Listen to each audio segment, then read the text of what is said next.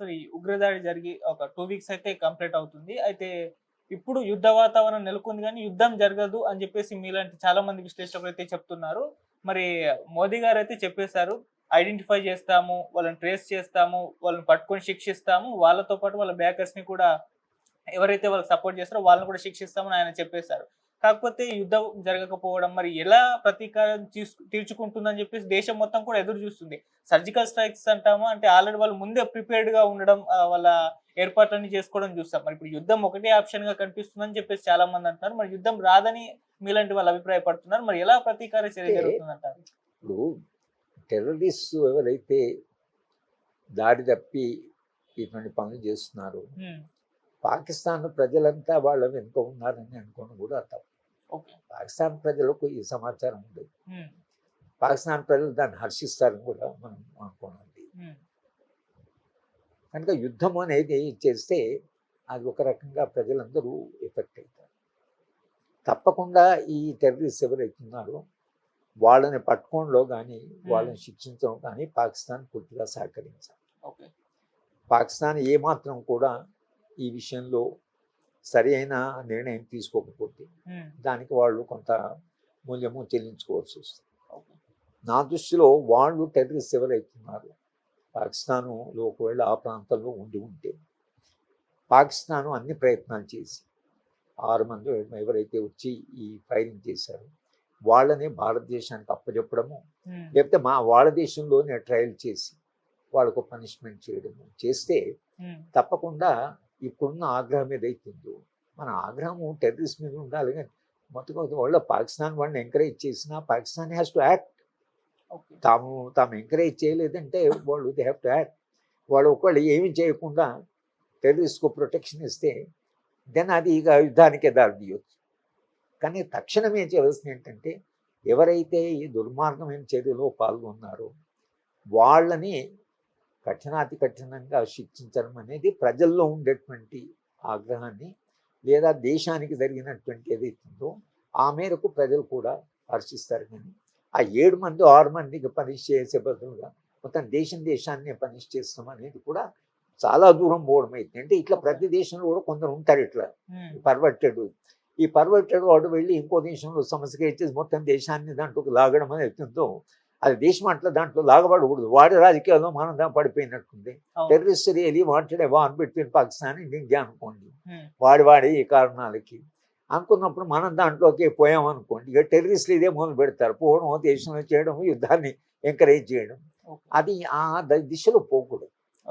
దిశలో పోకుండా మనం ఎవడైతే ఈ నేరం చేశాడో ఆ నేరం చేసిన వాళ్ళని శిక్షించడం అనేది సమర్థం. Okay sir. సరే ఇక ఫైనల్‌గా మన ఇటు మోదీ గారు కులగణన ఉంటుంది జనాభా లెక్కలతో పాటు అని చెప్పేసి అనౌన్స్ చేస్తారు. అయితే కులగణన విషయంలో ఆయన గతంలో దీన్ని వ్యతిరేకించారు. దాన్ని వ్యతిరేకిస్తున్న వీడియోలు కూడా ఇప్పుడు చాలా వైరల్ అయిపోతున్నాయి. మరి కులగణన విషయంలో ఈ విధంగా స్టాండ్ తీసుకోవడానికి గల కారణం ఏంటి? ఇప్పుడు ఎందుకు ఈ అంశం తెరపైకి వచ్చింది? అటు రేవంత్ రెడ్డి గారు కూడా నన్ను ఫాలో అవుతున్నారు మోదీ గారు అంటూ ఆయన కూడా ఒక సెటైర్ అయితే వేయడం జరిగింది. ఏం జరుగుతుంది కులగణన విషయంలో సార్? అంటే దీంట్లో పోయిన ఎన్నికల్లో భారతీయ జనతా పార్టీకి అబ్సల్యూట్ మెజారిటీ రాకపోవడం అది భారతీయ జనతా పార్టీకి ఒక రకంగా సెట్ బ్యాక్.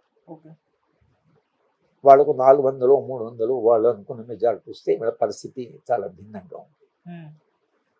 అలాగే జార్ఖండ్లో ఓడిపోయారు. 2-3 రాష్ట్రాల్లో తెలంగాణలో వాళ్ళు ఎన్నడూ పవర్లో లేరు కానీ తెలంగాణలో పవర్కి వస్తారా రాదా తెలియదు. అటువంటి పరిస్థితిలో బీహార్ ఎన్నికలు వస్తున్నాయి. బీహార్ ఎన్నికలు వచ్చే ఎన్నికలకు ఒక రకంగా మళ్ళీ బెంగాల్లో ఎన్నికలు రాబోతున్నాయి. కనుక బీహార్లో గెలవడం అనేది వాళ్ళు చాలా క్రిటికల్ అని అనుకుంటున్నారు. మహారాష్ట్రలో తర్వాత హర్యానాలో గెలవడం వేరు. బీహార్లో complete cost politics. Maharashtra Jharkhand కంటే కూడా చాలా కాస్ట్ పాలిటిక్స్. టోటల్ ఓబీసీ సంఖ్య చాలా ఎక్కువ. కనుక ఓబీసీలే బీహార్ రాజకీయాలను నిర్ణయిస్తారు. అలాగే ఉత్తరప్రదేశ్ ఆ ప్రాంతాలంతా ఓబీసీదే చాలా ప్రధానమైనటువంటి రాజకీయ శక్తి. వాళ్ళు కులగణన జరగాలి అని ఒక డిమాండ్ సమాజం నుంచి ఓబీసీ సెక్షన్స్ నుంచి చాలా పెద్ద ఎత్తున దేశవ్యాప్తంగా వచ్చింది. ఇప్పుడు మేము కులగణన చేయమని వీళ్ళ ఒరిజినల్ స్టాండ్ ఏదైతుందో కులగణన చేయమంటే ఒకటేమో బీహార్లో కులగణన కొంత చేసి ఉన్నాడు ఆయన. నితీష్ కుమార్ ఆ స్టాండ్ తీసుకొని ఉన్నాడు. ఇప్పుడు నితీష్ కుమార్తో వీళ్ళకి అలయన్స్ ఉంది. ఇప్పుడు నితీష్ కుమార్ ఈ అంశం మీద కులగణన మేము చెయ్యము, కులగణానికి మేము వ్యతిరేకం అంటే రేపు నితీష్ కుమారు సస్టైన్ కావడం చాలా కష్టం. కనుక నితీష్ కుమార్ విడిపోవచ్చు. అదే ప్లాన్ మీద ఆయన ప్రజల దగ్గరికి నేను కులగణన చేయాలి అనే దాని మీద ఆయన ఎందుకు పోతే ఆయన గెలిచినా గెలవచ్చు. కనుక భారతీయ జనతా పార్టీ అన్ని క్యాలిక్యులేషన్ చేసి ఇది డిమాండ్ కేవలం బీహార్ సంబంధించి కాదు, ఇది నార్త్ ఇండియాకు సంబంధించింది, ఇది రెస్ట్ ఆఫ్ ది ఇండియాకు కూడా సంబంధించింది. మొత్తంగా ఓబీసీస్ భారతదేశంలో 50% కంటే ఎక్కువ ఉన్నారు. కనుక ఈ 50% కంటే ఎక్కువ ఉన్నటువంటి ఓబీసీస్ ఎవరైతున్నారో వాళ్ళ మద్దతు లేకుండా భారతీయ జనతా పార్టీ అధికారంలో కొనసాగడం చాలా కష్టం. కనుక ఇవాళ వాళ్ళు అన్ని క్యాలిక్యులేషన్ చేసుకొని మోడీ అయినా తాను వ్యక్తిగతమైనటువంటి ఆకర్షణ అవన్నీ దాని కూడా కొన్ని పరిమితులు ఉంటాయి. అంత వ్యక్తిగత ఆకర్షణ ఉంటే 2024 ఎన్నికల్లో అంత మెజార్టీ తగ్గేది కాదు. ఆయన వ్యక్తిగత మెజార్టీ కూడా తగ్గింది. అయోధ్యలో వాళ్ళు ఓడిపోయారు. కనుక ఈ ట్రెండ్స్ అన్ని కూడా భారతీయ జనతా పార్టీకి అంత ప్రామిసింగ్ ట్రెండ్స్ కాదు. మేము అప్వర్డ్లో ఉన్నాము, అప్వర్డ్ సింగ్లో ఉన్నాను కాదు. కనుక భారతీయ జనతా పార్టీ చాలా సమీక్షించుకుంది. మోడీ కూడా ఈ పరిస్థితిని గమనించి, వాస్తవాన్ని గమనించి తాను ఇక కులగణన చేయడం అనేది ఒకవేళ అది చేయకపోతే అధికారం ఉంటుందో లేదో, మరి రేపు ఎన్నికల్లో ఏం ఫలితాలు వస్తాయో అనేటువంటి అనిశ్చిత పరిస్థితిలో ఇది అనివార్యంగా భారతీయ జనతా పార్టీ మోడీ గారు కూడా ఈ నిర్ణయం తీసుకోవాల్సి వచ్చింది. కనుక ఇది ఎన్నికల రాజకీయాలకు సంబంధించిన మొత్తంగా దేశంలో ఉండేటువంటి రాజకీయ శక్తులకు సంబంధించింది.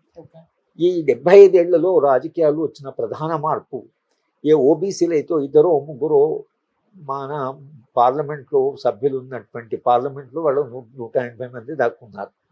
ఓబీసీల యొక్క రిప్రజెంటేషన్ చాలా పెరిగింది. ఓబీసీలు ఒక రాజకీయ శక్తిగా చాలా ఎదిగారు, ఆర్థికంగా ఎదిగారు. వాళ్ళు సంఖ్యాపరంగా చాలా పెద్ద సంఖ్య ఉంది. ఓబీసీ అనేది అంత హోమోజినియస్ కేటగిరీ కాదు, కానీ ఓబీసీ అనేటువంటిది ఒకటి గ్రాడ్యువల్గా ఒక ఫార్మేషన్ వస్తున్నది. కనుక నేను అనుకోవడం ఇవన్నీ చూసి ఈ వాస్తవ పరిస్థితులను దృష్టిలో పెట్టుకొని ఇక వెనకటి నుంచి మనం అంటున్నది సరిపోదు అని ఎప్పుడైతే వాళ్ళు రియలైజ్ చేశారో కులగణన మనము చేయడము దాదాపు కాంగ్రెస్ పార్టీకి ఉండేటువంటి ప్రధానమైన అంశం ఏందో దాన్ని వీళ్ళు దే నాక్డ్ ఆఫ్. కాబట్టి కాంగ్రెస్ పార్టీకి కులగణన అని రేపు ఎన్నికల్లో బీహార్లో వెళితే వాళ్ళకి ఎక్కువ మద్దతు వస్తుండొచ్చు, కానీ ఏ కాంగ్రెస్ పార్టీ ఏదైతే అంటుందో అది భారతీయ జనతా అధికారం ఉండే భారతీయ మోడీ వెళ్ళి మేము కులగణన చేస్తామన్న తర్వాత కనీసం కాంగ్రెస్ పార్టీ చెప్పగలిగిందంటే మేము చేయమంటే వాళ్ళు ఒప్పుకున్నారు అనొచ్చు. కానీ ఒప్పుకున్నారు కదా, ఒప్పుకోకపోతే అప్పుడు అది ఎన్నికల ఇష్యూ అవుతుంది. ఒప్పుకోవడం వలన మీరు మొదలు చెప్పారు వాళ్ళు 2 సార్లు అన్నారు అనేది అది అంతా ఆలోచించే వాళ్ళ కులగణన చేయడం అనేది సూత్రరీత్యా అంగీకరించవలసి వచ్చింది. 2026, 2023 అంటే వచ్చే ఎన్నికల కంటే ముందు కులగణన చేసి వచ్చే ఎన్నికల్లో మేము కులగణన చేశాము. కులగణన ప్రకారమే రిజర్వేషన్స్ కానీ ఉంటాయి అని ఒకవేళ భారతీయ జనతా పార్టీ పోతే 4వసారి కూడా వాళ్ళకి అధికారం రావడానికి ఒక అవకాశం ఉంటుంది. సార్, కులగణన ఇప్పుడు అవసరమే అంటారా? ఎందుకంటే ఇప్పుడు తెలంగాణలో జరిగినప్పుడు కూడా కొన్ని విమర్శలు, భిన్నాభిప్రాయాలు అయితే వ్యక్తం అయ్యాయి. ప్రాపర్ గా జరగలేదని చెప్పేసి చాలా మంది మాట్లాడారు. లేదు ఇది మంచి పద్ధతి అని అన్నారు. సో కులగణన అసలు అవసరమే అంటారా సార్ మీ ఒపీనియన్? మనము ఒప్పుకున్నా ఒప్పుకోకున్నా 1980లో నుండి అస్తిత్వ రాజకీయాలు బలంగా ఎదిగాయి. అస్తిత్వ రాజకీయాల్లో కులము అనే అస్తిత్వం కూడా అది పెరుగుతూ వచ్చింది. అది దళితుల విషయం కానీ, మాల విషయం కానీ, మాదిగల విషయం కానీ ఈ అస్తిత్వం అనేది ఏదైతుందో చాలా బలంగా ఎదుగుతున్నది. 80లలో తెలంగాణ వరకు చూస్తే అన్ని ఓబీసీ కాస్ట్ ఆర్గనైజ్ అయ్యాయి. వాళ్ళ సంస్థలు, వాళ్ళ కుల సంస్థలు అంతకుముందు అంత బలంగా లేవు, కానీ ప్రతి కులం ఒక ఆర్గనైజేషను, దానికో సంస్థ, వాళ్ళ మీటింగ్లు, పబ్లిక్ మీటింగ్లు.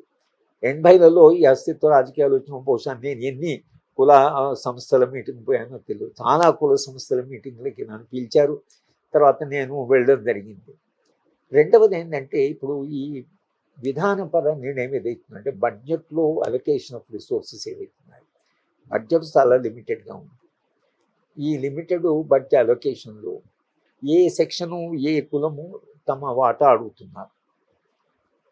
అయితే ఓబీసీలు ప్రతి కులం కూడా తన సంఖ్య వాస్తవ సంఖ్య కంటే కొంత ఎగ్జాజరేటెడ్ అని వాళ్ళు అనుకుంటున్నారు.